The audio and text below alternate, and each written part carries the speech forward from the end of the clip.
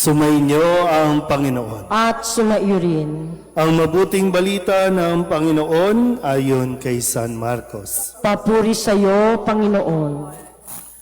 Noong panahong iyon, nagsimulang magsalita si Jesus sa mga punong saserdote, mga iskriba at matatanda ng bayan sa pamamagitan ng mga talinghaga. Sinabi niya, may isang taong nagtanim ng ubas sa kanyang bukid at binakuran niya ito. Humukay siya ng pisaan ng ubas at nagtayo ng isang mataas na bantayan.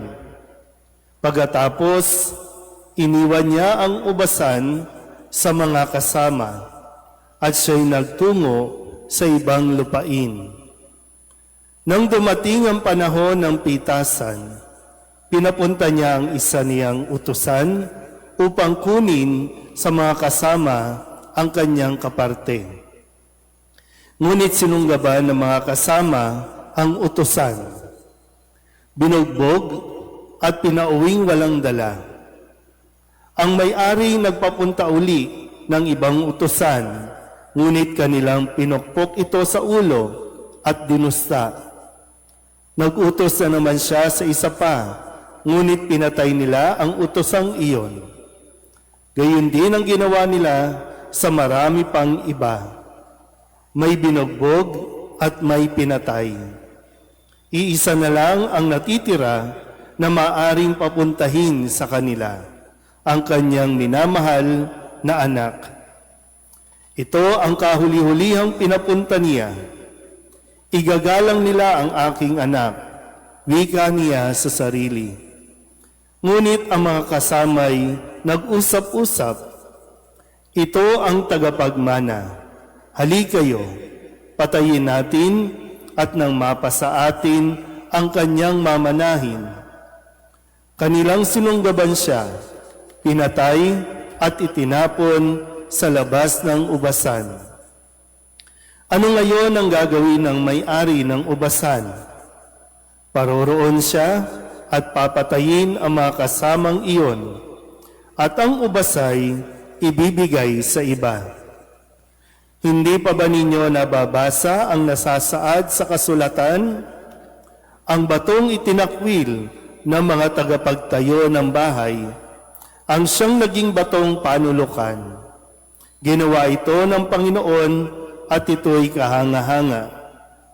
Tinangka ng mga pinuno ng mga Hudyo na dakpin si Jesus sapagkat nahalata nilang sila ang pinatatamaan sa talinghagang iyon. Ngunit takot naman sila sa mga tao, kaya't hindi nila siya inano at sila'y umalis.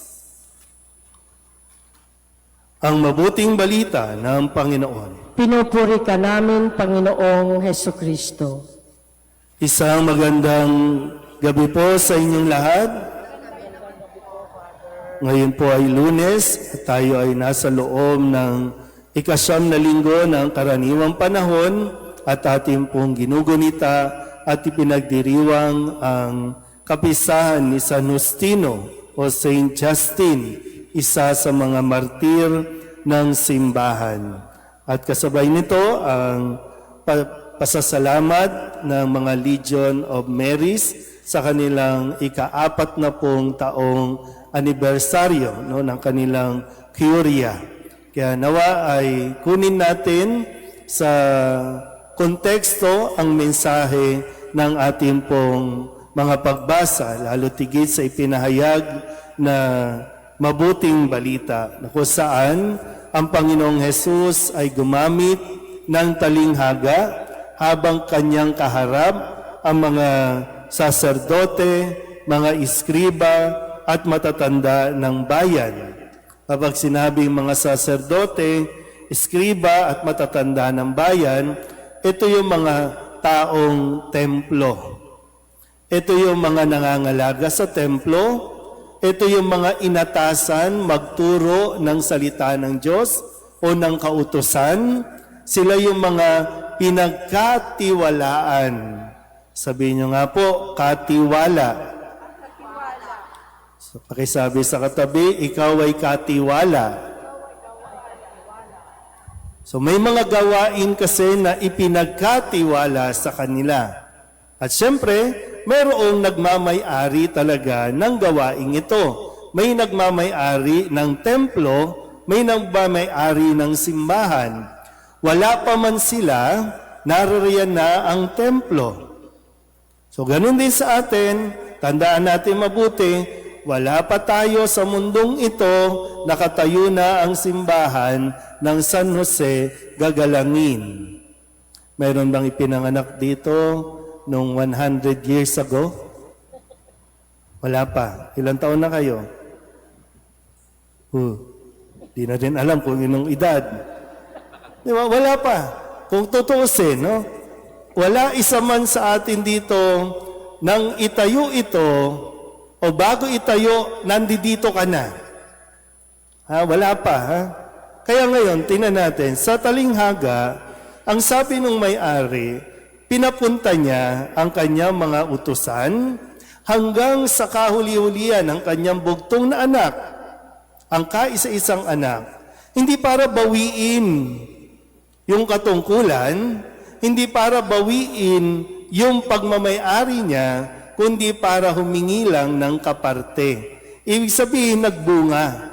May bunga, may ani. Gusto lang kumuha ng kaparte. So, hindi ko alam kung ayaw bang magbigay ng share o kinukurap na atin na lang ito. Huwag na nating bigyan yan.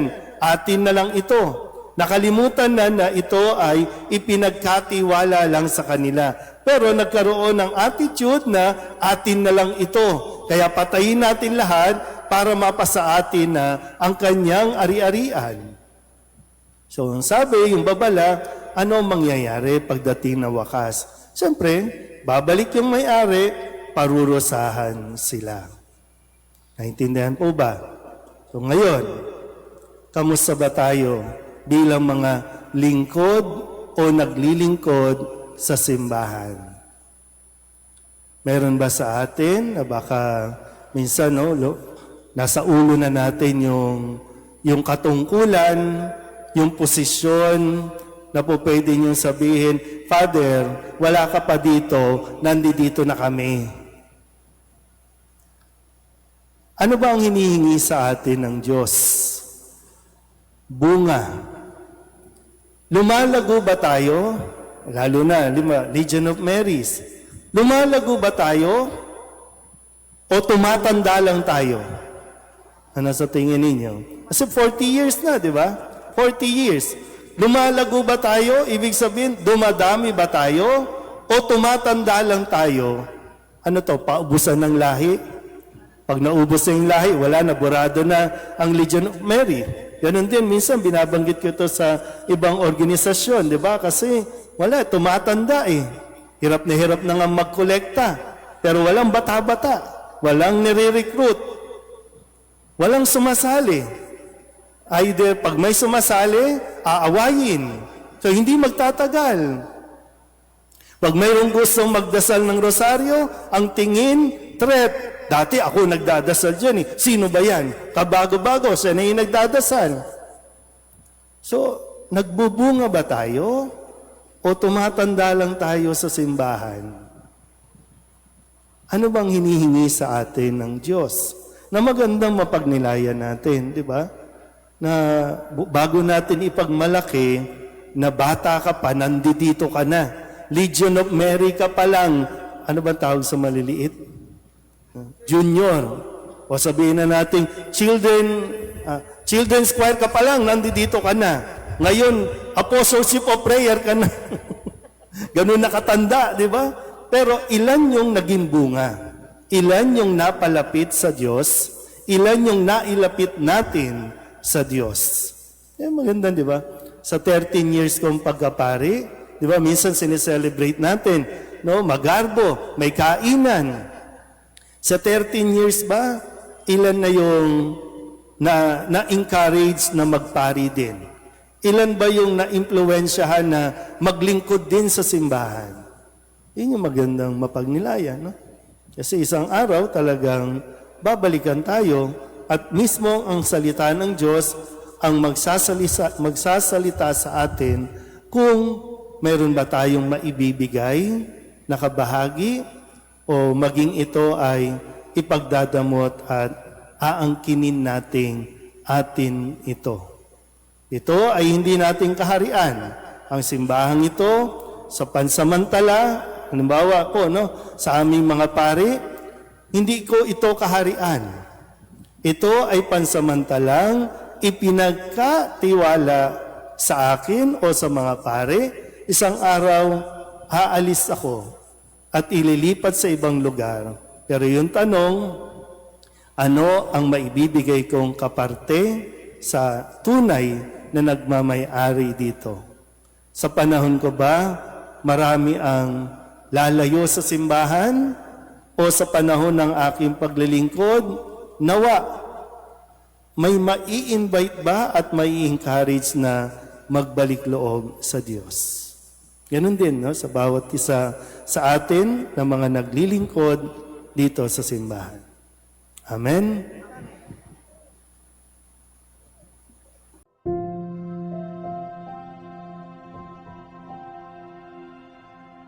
Thank you.